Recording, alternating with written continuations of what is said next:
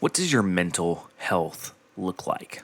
Why do I ask? I know this is a fitness podcast, but our mental strength and our mental fortitude has so much more to play in our physical aspects than we can ever imagine. In fact, probably more so than the physical realm. And that's what we're diving into in today's episode. So strap in, get ready for episode 141. Let's go.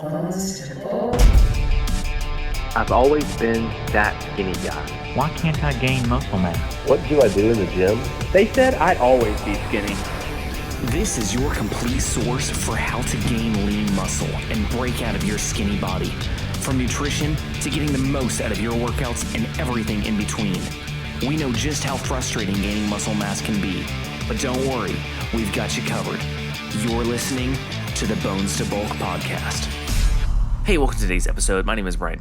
I will be your host, and today we're talking about how to build your mental health and fortitude. But before we dive into that, if you have not joined our new text group, please text the word podcast to 706-222-7551. Basically, what that is, if you want to text me, you can. Those texts come directly to me. And also each week I send out a couple texts just with some fitness tips or some motivation or just to check in and see how all of you are doing. So if you haven't already, again, text podcast to 706-222-7551. All right, let's jump in. So when it comes to our workouts, when it comes to eating right, when it comes to any single thing health related, there's one thing that absolutely has to happen before we can get any of the physical aspects or any of the logistics in order. And that's our mental game. Because let me tell you, you can start off, you can do, some workouts, you can start eating right, you can start staying consistent with it. But unless your mind is there and your mental game is there, you will not be able to continue it. And I don't say that to be like a downer or anything, but to understand the importance of building that mental fortitude. So what does that look like? Like, what do I mean when I say your mental strength? How do we build that? How do we get that to strengthen? Like, how do we flex that muscle? So for starters, you have to understand the importance of why you're doing what you're doing. And if you don't have a deep-rooted why, if you don't have a game plan or short-term and long-term goals, there's your first place you need to start. Because just jumping in without a plan is not a good idea. It may work okay for a couple weeks or even a month or so, but after then you're not going to have any clear direction. You're not going to have any clear path. And so you're going to just flounder and you're going to be like, well, I don't really know where I'm going, so I might as well quit. So that's the first thing. You have to have a solid plan. And what that looks like is break that up into short-term and long-term goals. For example, let's say I want to put on 18 pounds of muscle in a year. Okay, so let's break that down. That means you have to be putting on 1.5 pounds of muscle per month. So that gives you a short-term goal to focus on, and you still have your long-term goal in mind. So you know that each week, I need to be gaining a certain amount of poundage in order to hit that 1.5 pound per month.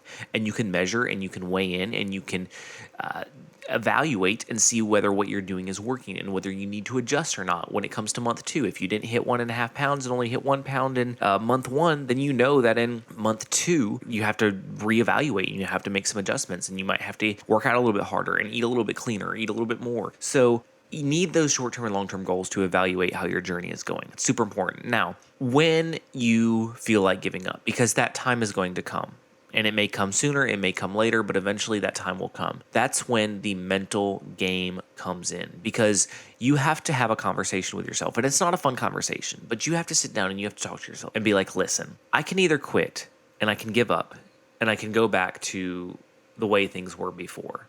And, there's nothing wrong with that per se if that's truly what you want. But you have to ask yourself that hard question. Would I be content going back and staying in that place that I was? Would I be okay with that? And if the answer is no, then keep going.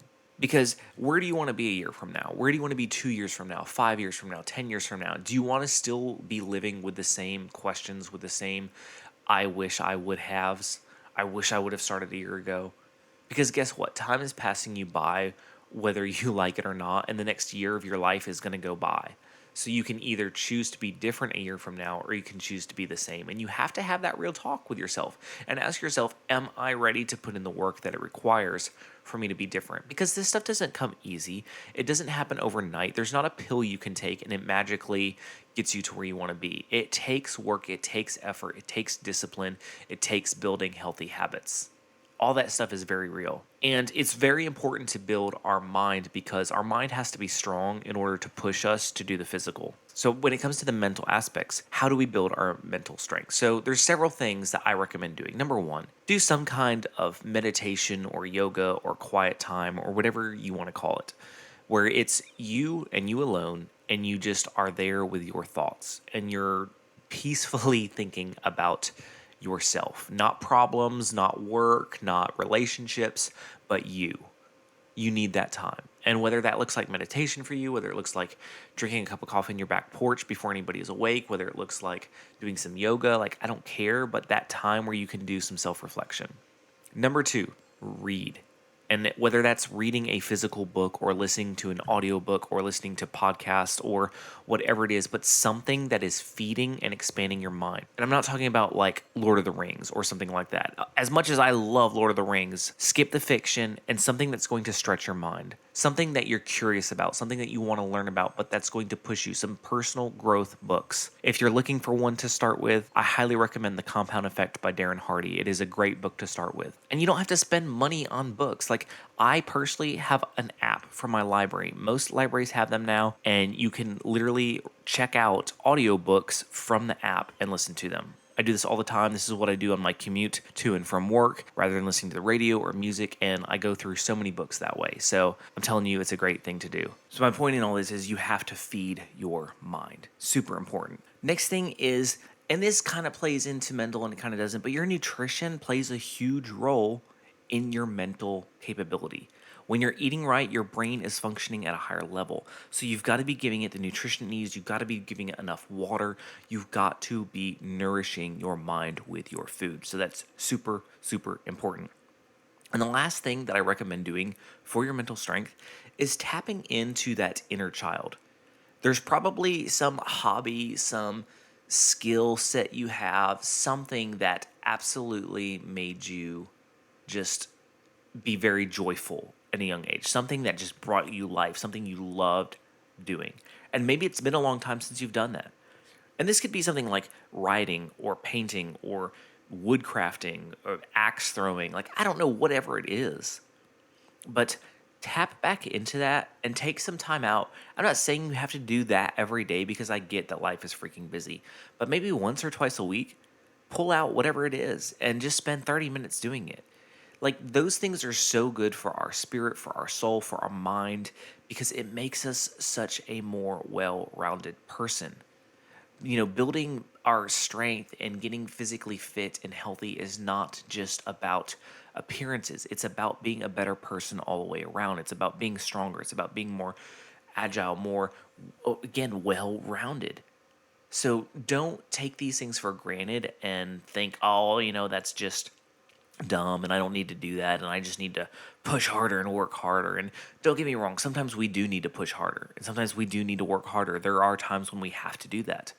But more often than not, when we're struggling, when we're lacking, when we're feeling like we don't have the motivation, it's coming from other things outside of the physical. It's coming from the mental strength, the mental workouts, the mental game, because we're not stimulating our minds enough. We're not pushing ourselves in our thought life enough. And I know that may sound strange, but it's a real thing.